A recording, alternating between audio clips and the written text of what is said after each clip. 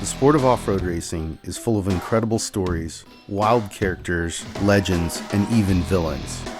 We cover it all on offroadracer.com, but there's only so much we can put down in an article. Sometimes we have to dig a little deeper, and that means sitting down with some of our industry's most influential characters and hitting record. Welcome to the Off-Road Racer podcast, a Mad Media production, made exclusively for offroadracer.com.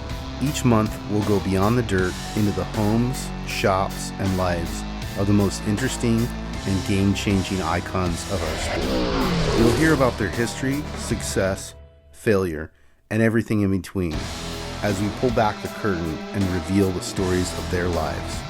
I'm your host, Matt Martelli, and this is the Off-Road Racer podcast.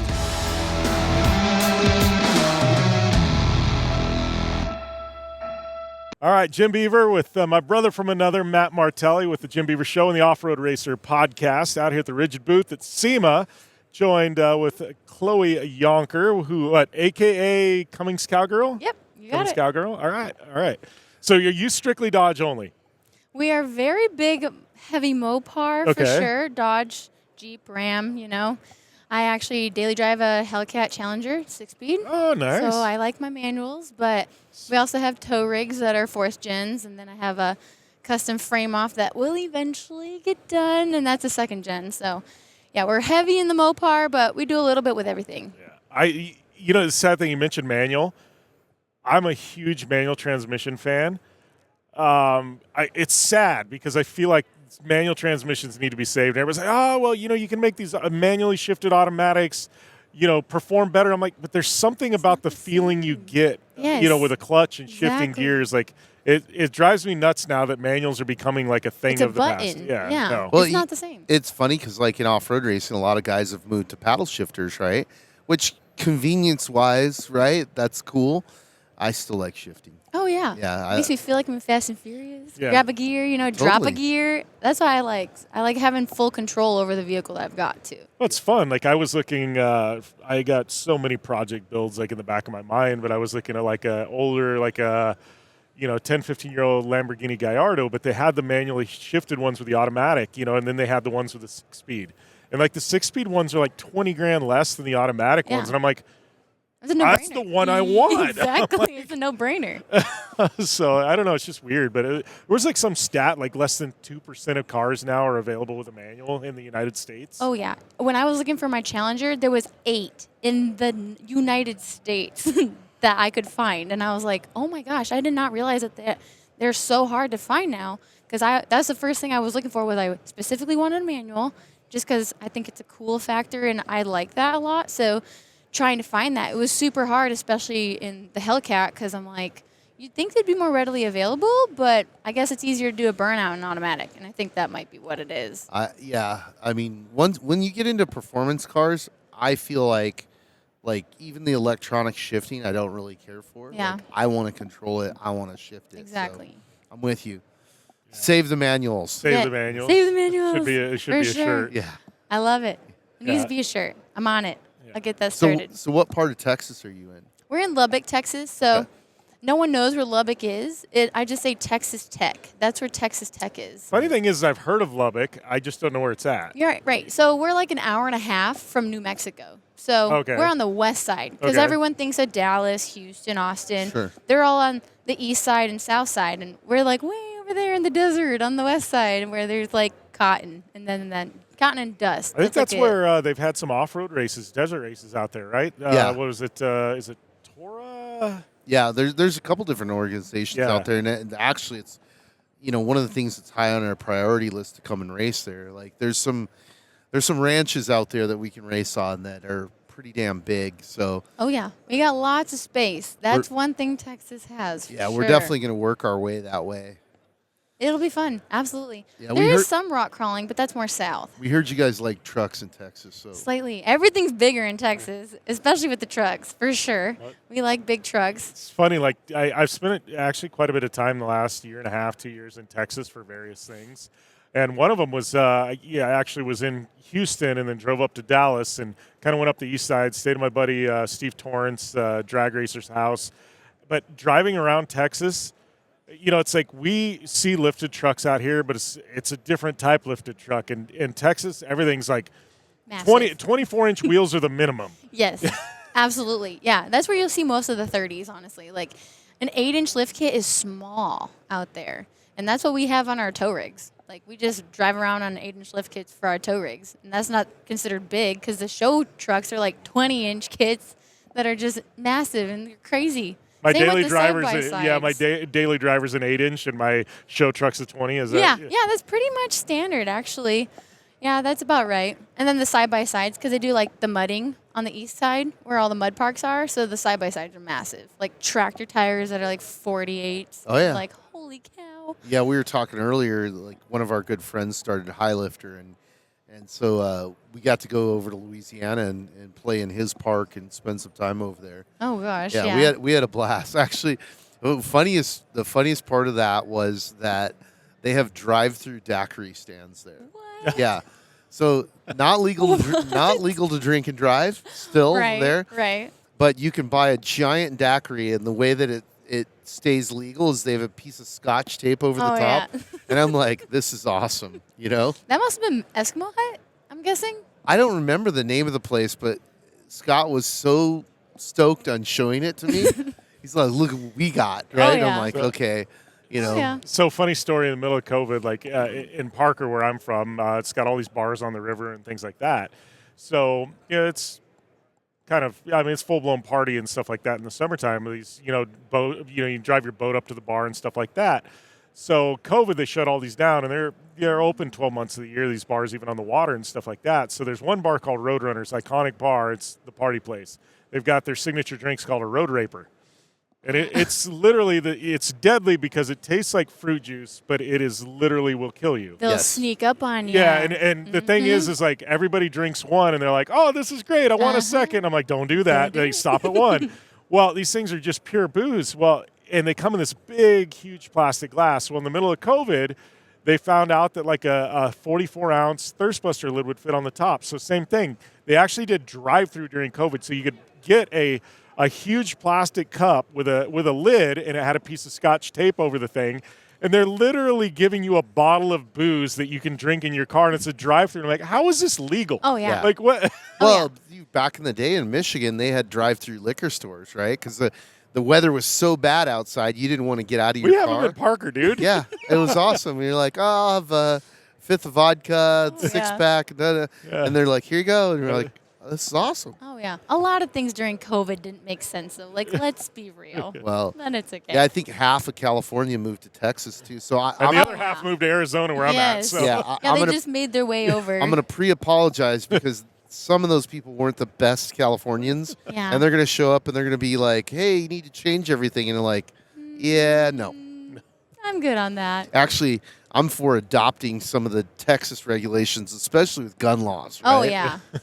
We'll trade governors. Oh, yeah. The amount of people that just open carry just in Lubbock, Yeah, it's awesome. it's normal there. Yeah. So you're not, it's not. It's kind of Arizona too, though. It's like it's just it's.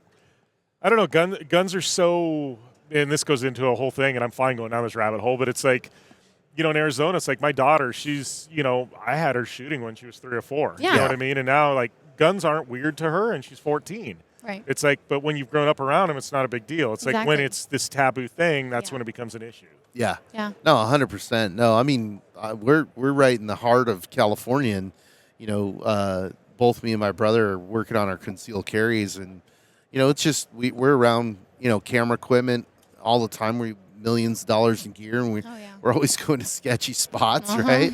So we're like, hey, we were shooting an abandoned. What was that abandoned warehouse with you? Yeah, well, and then one guy. So I was shooting a film project for a build I did over summer, and they came out, and the guy, it was at an old gravel quarry, and it was at midnight, and the guy goes, just so you know, he goes, there are you may see people start showing up out of the trees and stuff. He goes, because we have What? these people that live out in the trees and things like that. That's terrifying. Yeah. That's terrifying. Oh, yeah. No, thank you. I was like, yeah, it was weird. So Well, Arizona, Southern California is the best place in the world to be homeless, right? But then you go over to Arizona, and it's the heat and everything, and I'm like, dude, if you're homeless in Arizona, Oh gosh. you have really screwed up. Number one, number two is like you got to work. You know what I mean? So it creates a pretty odd type of character. Oh yeah, I can only imagine just cooking out there. Yeah. I like dry heat, don't get me wrong, but 120, oh, you got to draw the line somewhere. Yeah. Like, I don't like working in an air fryer. Funny, like 110, I'm functional. Yeah. When you get to 115, no, Yeah. it's like there's this weird sweep from 110 to 115. And you can feel it like 100% in the You're, shop. you're in even. Texas where it's hot, so Oh, yeah, it's it's like hot. you understand, but it's like there's this weird like you wouldn't think 5 degrees would make a difference. But it does. Yeah. It definitely does, especially when you're laying on a creeper and you're just like soaking in sweat. And you're like, geez, I did not even realize how hot it was out. Does your shop have air conditioning? Nope. See, mine either. It's a big metal building with no air conditioning. Yep. 115 degrees, Oh, and yeah. I'm in there You're wrenching. cooking. Yeah. Cooking. Oh, yeah. Lose a lot of weight in the summer. Oh, yeah. Just like thin down. You're just chugging water, and half the time you have like, gosh, I haven't gone pee in forever. It's because you sweat it all out. Yeah. That's why. It's stupid hot there. It's crazy. But yeah. Racing against your dad is something that 90% of the racers in the world will never get. I've accomplished everything I wanted to do, and now he's just like taking the reins. I want to be remembered for being a huge part of short course, not just racing, keeping it alive, helping it grow. If it comes down to the last weekend and I'm in it, the boys better watch out. What do you got going here at SEMA? So here at SEMA, we have the Wrangler that is actually an air design right next door to us here in Rigid. And then we also have 2 trucks outside of South Hall right out front in the TIS Wheels booth. So we have the TRX that has the Lambo doors. That seems to be a big hit here because I guess, oh my gosh, Lambo doors on the TRX. Who would have thought? So that one's been an eye catcher. And then we have the tie-dye Jeep. So the wrap, that's like crazy cool wrap. So Badass. that's the little cool things that we brought this year. Next year, we're hopefully going to enter a build into the SEMA Pro Cup Challenge. So we'll have something there for hopefully from Skog and Dickey dealers out of Lubbock. And then we'll have a 24 GMC Sierra 2500 in the TIS booth as well. So aside from client builds, I have no idea what we're going to build for a personal build yet. So It's like you've already got your 2024 Yeah, like 24. builds planned Kind of out. planned, It's like yeah. a year out. It's like oh yeah. it's pretty But that's crazy. kind of when you want to start because I'm the only one in my shop. So I own it, I run it, and I'm the only mechanic. So being only one person, I kind of have to start So super all your builds early. are 100% you. Yes, yes. That's cool. That's Yes. right. So how did you get into this? So my background's actually in heavy-duty diesel mechanics. I was a Peterbilt mechanic for 2.5 years right out of college. I have a 4-year degree for agricultural business, which I don't use at all. But I got hired on at Rush Truck Center. So I went there, was actually hired on as a manager intern. And I told them, hey, I want a wrench. And they kind of looked at me like I was crazy. Kept bugging the crap out of them till they're like, let's try you out in the shop. So they threw me in the shop, and then 2.5 years later, I was a level 3 technician, left, started my own shop, got into like the lifted truck scene, and really fell in love with modifying vehicles and making them cool. Kind of like a modern day Pit My Ride in a way, I guess. Sure. And that's kind of how it started. So where did your original kind of passion for automotive come from? I mean, that's not a normal Right. path, especially for a woman, right? Right. So where do you think that came from? So my whole family, my dad's a financial advisor, so I didn't grow up in the shop wrenching with my dad like most people do or think that I did. And when I first fell in love with wrenching was actually going to college because I was gifted our family farm truck out of high school. And I'm originally from Michigan, so there's like no cab corners left and it's rusted all get out. And it would break down all the time, so I had to learn how to fix it because being a broke college kid, I couldn't afford to take it to a shop. Right. So I had to fix it in the dorm parking lot a lot of times. So the first thing I ever did was an alternator. And I was like, oh my gosh, I feel so cool that I can like fix it with my own two hands, and shocked the ever-living crap out of myself because I didn't know I had to take the battery cables off. But that's kind of where it stemmed from, was that. And then I was like, then I did a little bit of other things and little other things. And then it turned into a complete body swap on the vehicle that I did in my parents' pole barn. And that was where it truly started, was that project. Seeing something that was a rust bucket into something with a new body and like a cool truck that I built myself. Right. So that's kind of where it stemmed from. And then I went into the big rigs and then went into the custom side, and now I'm here. Nice. So, Where, yeah. where in Michigan? Just north of Grand Rapids. Okay. So like right here, kind of. Right. Was where we were What's the from. name of the town? Big Rapids. Big Rapids. Yes.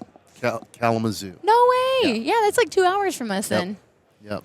My dad has lots of clients in Kalamazoo, so that's like 2 hours from us. That's not far at all. Yeah, but screw those winters. Oh yeah. Oh gosh. I live in San Diego cold. now. I'm like such a weather Oh wimp. yeah. Oh, you're in San Diego? Yeah. Yeah. Oh yeah. So you're 70 degrees like year Yeah. round and beautiful I on was, the I was beach, and upset that it got down to 60 degrees the other night. that's us now because I'm used to 110, wrenching the shop, sweating our butts off. It gets down to like 50, and I'm like, oh my gosh, it's freezing. I need to like bundle up and That's like me. Like snow gear. I love wearing hooded sweatshirts and flannels, and like my cutoff's like 70 degrees. It gets to 69 degrees. I'm like, all right, I can wear a hoodie today. Yeah. It's like most people, Oh, like yeah. anywhere else in the country, are like, yeah, we're still in shorts. and T-shirts. t-shirts. Yeah. Well, fortunately, our business is, out in the desert most of the time, or, we're, in San Diego at our office, and our uniform is flip-flops and shorts. Yeah, right? I live in flip flops, Oh, yeah. so Yeah. it's. Well, that's when it's 120 out and I'm wrenching in the shop. I'm wrenching with flip flops. Yeah. I've literally welded with flip flops on. People are like, that's so horrible. I'm like, it's hot. Yeah. I don't think they get how hot it is. Like, especially if you're in FR. Oh my gosh, there's no airflow at all. So you're just like dying underneath there, and like, ugh. Yeah, well, and that's it. If I'm bench welding and it's in the summertime, I'm in a t-shirt. I'm sorry. Yeah. It's like if I've got to go do overhead welds or whatever, yeah, I'll do it right. Yeah. But it's like if I'm just on a bench or something, it's like I can't. Right. It's just It's so hot. It's too hot. Absolutely. So, in your time now building, what's been your favorite build? Ooh, so far? That's a good question. I'm not really doing a whole lot of like one-offs and stuff like that right now. I have the family farm truck is my personal build that I'm doing a frame off on that I'll eventually get done down the road. That one is probably going to be my favorite once I finally do get it done, but we've had a lot come and go. So I think right now, my favorite is honestly my tow rig. That's the one I spend the most time in. Yeah. And it's just on an 8-inch lift kit. That's the one that everyone loves on my social media. And we just finished up my fiance's single cab dually to be like a matching tow rig set to it. So I'm excited to see them together because all of my stuff is whited out and his is all blacked out. So when they come together, I think it'll be really cool to see them together. Like But a yin and yang kind yes, of. yes, That's cool. exactly. That- So That's cool. Well, so then you're talking about you're planning out your future builds. You have something even maybe beyond that you're like, okay, I want to do this. Like I got to get to do this build. we definitely want to do a side-by-side, definitely in the near future, Yeah. for sure. The one build, like I had said, eventually will get done is that frame off, and that's my family farm truck. That's what the truck is rust that? to riches story. So it's a 97 Ram 2500, has a 12 valve in it, 5-speed, because I like my manuals. And so that one has a 16 to 20 inch lift on it, and it's full air ride on carbon shocks. So I'm hopefully wanting to get that done next year, but being a frame off, you're replacing every single component on it. Every bolt, every hole that's left in the frame needs to be welded in. And so there's so much work, and I don't think people really understand how much time and money that goes into these vehicles, especially when you don't have a team of like 10, 15 techs working on it. And that, I think, is the number one inhibitor that I have of being able to do a lot more because I'm only one person. So you talk about being a jack of trades, like I'm literally doing everything. The only thing I'm not doing is like body work yet. I'm doing some of it, but not all of it, and then audio. Everything else I've been doing myself. Like I taught myself how to vinyl wrap so we could do different stuff there. I do all of the lighting, I do all the suspension, and trying to find really good mentors in the industry is kind of hard where I'm at too, because they're either all in East Texas or across the country. So trying to find people that I can call and be like, hey, I need help with this certain like angle of steering or whatever. Sure. Sometimes that's hard to find. So trying to be at SEMA to make the connections of like, hey, could you help me with XYZ is like the main focus I have when I come here, is like trying to find good mentors and companies that can help us on the backside. Yeah. It's funny. I see this thing, with people who are creative, but also kind of, I guess, so type A personalities that are obsessive, right? Yeah. And one of the guys, Icon Vehicle Dynamics, I don't know, not the shot company, but the guy who builds cars. Right. I don't know if you've seen their stuff, but it's, it's amazing. They're it's like a resto mod, right? But he literally will take a Bronco, vintage Bronco, fix everything in it, modernize it, so you have the look of a Bronco, and but it, it's got all the new brakes, Air and conditioning, everything, and you right? have all the upgraded electronics. But once it's funny watching them. Once they mastered that, they go on to something else, and the next challenge, and the next challenge, and it's like, I saw recently he's been making watches, and I'm like, dude, like, What? you need to chill out. Yeah, but it's badass. It's like you learn something, kind of master it, and then you're like, okay, cool.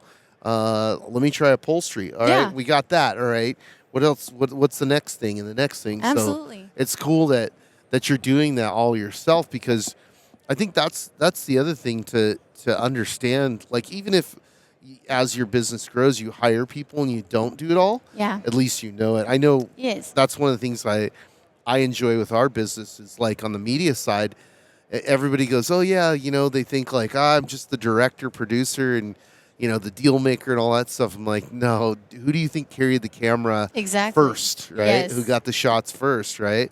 We were talking about one of the digital pieces that we made.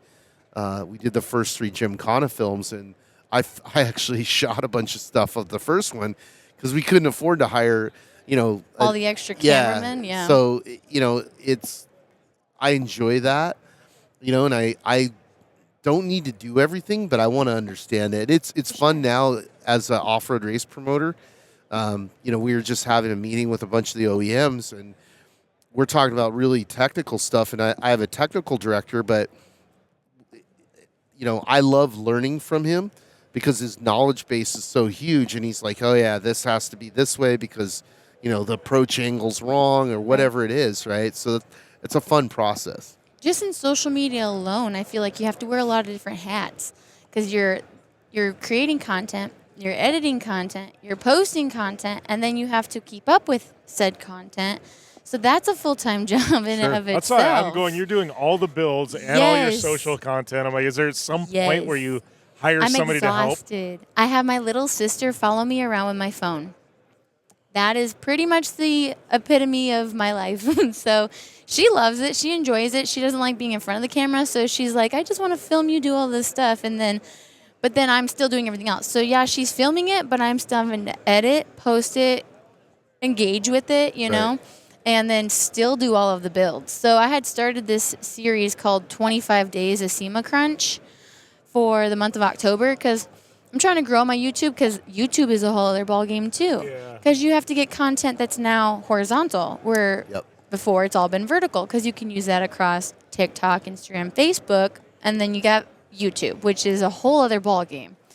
So I'm like, okay, we'll just do YouTube on my camera. I have no idea how to use a camera. I turn it on and I press record, and that's about it because I'm like, I haven't a clue how to do the settings or make it all do the cool things. So it's like a vlog style, and I'm like, I'm hoping that people can watch these videos and understand how much time goes into these things when you're by yourself, because that's exactly what it is. And bringing 3 vehicles this year, it has been a train wreck of trying to just have a normal sleep schedule on top of it, and then I'm also driving them out. So once you're done with them, you still have to drive the 12 hours there. So when we get here, pretty much all we do is like sleep for the first 2 days before SEMA starts. Yeah, it's a lot of work, the social media side as well, and I don't think people realize, like, they see the end result of it, and they're like, oh, that's cool. Oh, yeah. I want to do that. The like, road to there. Do you really? Yeah. So, but that's cool. But the advice I'd give you for YouTube in particular is, get a good camera, get a DSLR camera, practice with that. Just mess around with stuff. Like, there's no right and wrong per se. There's good and bad, but just learning from basic photography skills of like good composition, good light, focus, and understanding some of that. And the cool thing is everything's on YouTube. Exactly. You know what I mean? You Yeah. can ask any question in the world. It's like, how do I build an atomic bomb? That's probably there, right? Probably. But definitely, there's a lot of, how-tos on photography and video there that now that knowledge isn't hidden like it used to be. Right. So, but just like you, it's like I picked up a camera at I don't even know, 10 years old maybe, right? And, it wasn't good in the beginning. You know what I mean? Oh, yeah. And then same thing with cinematography. It's like we started with skateboard films when we were teenagers, and now we're operating on really nice red cameras yeah. with lenses that cost more than houses, right? Yeah. But it's just like anything else, the evolution. I will say though, I've been really impressed with social media's effect on content creativity and cinematography. There's out of all the bad stuff, there's also some really good stuff out there. For sure. So just watching kind of what other people have been able to do, I think is a good way to learn as well. Absolutely.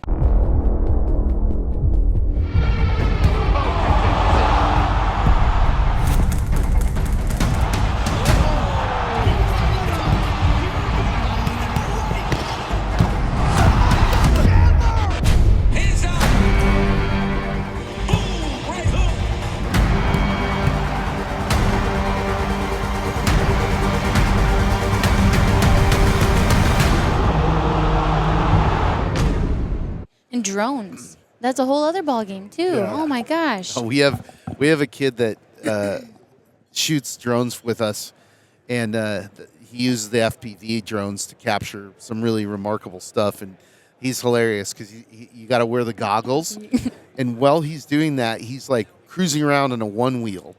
I'm right? amazed by people who I can't can write- do yeah, that. it's like- I can't even do that without anything on my face. Yeah. I'm amazed by that. Yeah, and there's some amazing shots. It's helped us quite a bit because, we have really fast vehicles, right? So the first evolution of drones were slow and couldn't keep up with the vehicles, but now with FPV drones, that's a game changer. Now I just got to get them to have a 100-mile range, and then I don't have to Yeah. pony up for helicopters because those are expensive. I was gonna say KOH with the helicopters is a sight to see though. That is the most badass thing I think I've ever seen at any It's event. super That's badass. Super cool. Until you have to pay for them. Yeah, I could see that. Yeah, cha-ching, cha-ching. Yeah, you're like, oh, all right. Do I'm not to the helicopter level yet. Do we buy a house? No, we just spend it on heli footage. Yeah. Yeah, but it's ultimately it's worth it because you get to show people how spectacular the vehicles are, that we race, and you got a little bit of a look at that at the Mint, right? Yeah, a little bit. Yeah, we had a little bit at the Mint. I didn't actually get to go out to the race. It was mostly just watching everything as far as on Fremont Street with the brands and sponsors and everything. But as far as the Mint goes, I'm excited to come back out. The most I've seen, I think, from racing wise, was probably actually KOH in the Rocks because they have all that crazy helicopter content. So being able to slow down the suspension and see how it works on these $120,000 trophy truck suspensions alone, more like 1.5 million. just in their suspension, it's yeah. just insane. Yeah. It's crazy to see everything broken down and how it all works together simultaneously to make these trucks do all of the things that they do is just spectacular. Yeah, it's. I try and explain it to people, but until you see it firsthand, Yes. it's just words, right? When I go, oh yeah, there's 36 inches of wheel travel in a trophy truck. They're not. Yeah, you don't understand the grasp of that when it's until sitting you there, watch it looks it. Exactly. It's got graphics, a cool body, but it's you don't Right. understand how everything works. Yeah.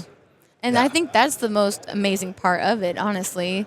If you can go through whoops at 80 miles an hour and still be intact, I think that's pretty impressive, to say the very least. Yeah, we got to get you in a trophy truck for a ride. Yes. That'd be a cool Yes. piece of content for you. Absolutely. As well as it blows your mind because you literally it's so much input that you can't process it all. You just kind of go with it. And then later you get out and you look at it and you're like, holy shit. just happened? What did we just do? Exactly. Right? And the numbers are really cool because I love putting it into context for people. It's less than 100 trophy trucks have ever been built. Right. Right? So more people have been to outer space than have ridden in a trophy truck. Wow. Only a few thousand people on the planet have ever been in a trophy truck. See, when right? you put in perspective like that, that is a mind-blowing fact. Like, oh my gosh, I didn't think of it that way. That's amazing. Yeah, it's badass. I've only been in Adrian's side-by-side. Our boy Adrian Oriana. Yes. That's that dude. I love him. He's a hustler. He's, Oh, yeah. he is definitely a hustler. He'll get down in that side-by-side. We've sent it a couple times. Oh, no. I've only flipped in it 3, I think. So I've been on the hood on the lid a couple times with him, but Yeah. he sends it. So it's a lot of fun. I mean, that's pretty much the extent of desert racing that I've actually been in. So when you said trophy truck, I'm like, that's a whole other level because I've only ever been in the side-by-sides. Yeah. Yeah, I mean, Adrian can drive. Oh, I mean, yeah. It helps when you go with an experienced person that can really show you what the vehicle Absolutely. is capable of. And whether that's a UTV or a trophy truck, you know, if it's a good driver, like that's the best experience. Oh, absolutely. And I've told him this too. Where I'm like, I have never actually been in the car with him where I've been scared. Like, because I have a lot of confidence in his abilities. And yeah, we flipped. It's fine, whatever. But you got to be obviously buckled in nice because the safety behind it, those I think you're way safer in a side-by-side than you are, say, a four-wheeler. Like, you have an entire cage around you. Like, if I flipped in a car, I feel like I'd be way more scared than flipping in a side-by-side. I've done it. It was scary. Oh, I can only imagine. Yeah. Yeah.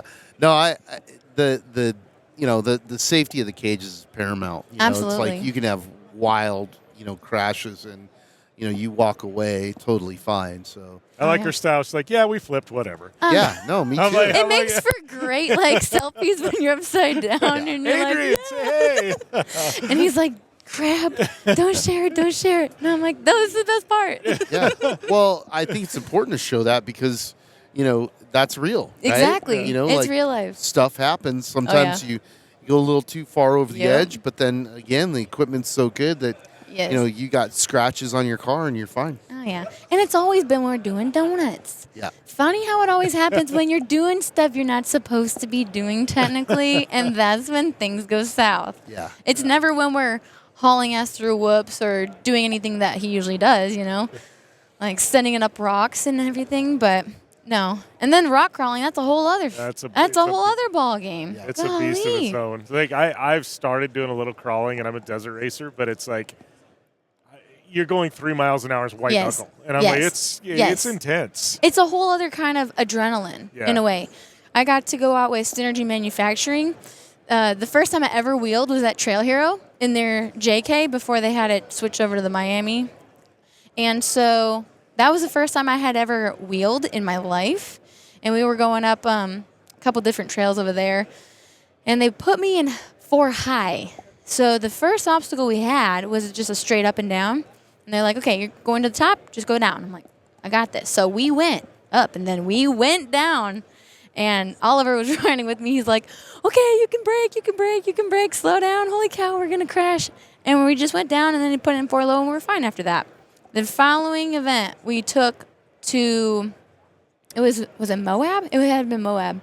So I took their full-size Polyram, which is a 6.7 Cummins, also 6-speed. That's their tow rig. I took their tow rig on Hell's Revenge. Oh gosh.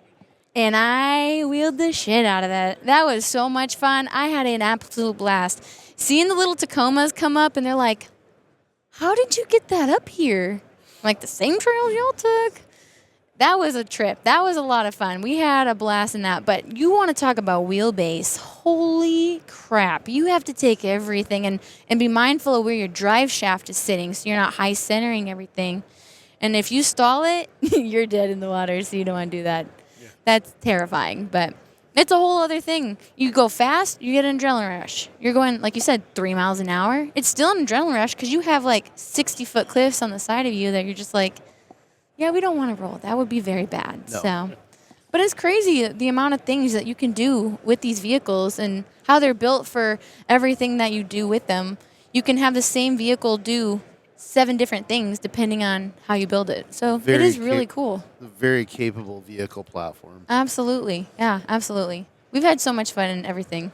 So going from big rigs, because that's where my bread and butter was, to like the lifted show trucks, to off-road with side-by-sides, mudding in side-by-sides, to rock crawling. Like, I'm amazed by everything that people do. And at the end of the day, we all have the same passion because it's all horsepower at the end of the day. So it is 100%. super cool because we all just like to drink beer and hang out at the end of the day, too. So Yes. it's a lot of fun. Yes. I'm glad we met. I really like her.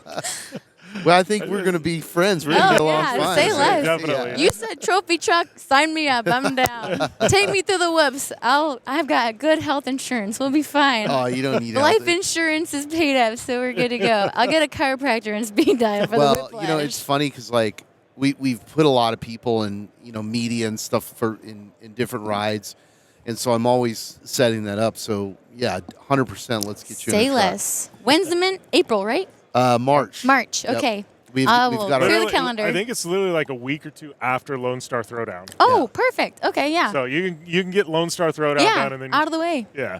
Hop on a plane, go in this trophy truck. Say less. Done. I got my helmet ready. Done. Awesome. I think that's a good way to end it. Yeah. All right. We'll see y'all in Yeah, March. thank you, Chloe. Thank you for having me, guys. I really appreciated it. It was a pleasure meeting y'all, too. Yeah, you too. It's Awesome. been so much fun. Yeah, I have to give you a follow on Instagram and keep Oh, yeah. track of what you're doing. And I'll go bug Adrian about, hey, I met some cool new friends. Yeah. We're going to go in faster trucks than the Matt and I will get a side-by-side." text from Adrian. Well, what the hell? Yeah. Exactly, yeah. Oh, man. Awesome. Thank you guys so Well, much. Good stuff. I hope you have a blessed, wonderful week because, man, it's been nice to actually just sit for a second, too. Yeah. Holy cannoli. I was like booking it from Central to get over here. I was like, You got here and you're like man. literally catching your breath. Oh, You're yeah. like, sit down. Dude, Oh, trying man, to get it's through bad. I'm really glad to see the big crowds return. yes. You know, but it is a pain in the ass weaving Oh, through man. everybody. But The no, it's good. lines at just between the Tesla tunnel and the monorail, I'm like, Yeah. holy cow. This is probably one of the biggest SEMAs I've been at. Yeah, their numbers are up, so it's Yeah. good. You know, it's good. Yeah. We just keep the government to, you know, not say anything, and we can all get back to work. Oh, yeah. Awesome. Well, thank you. Thank you, guys.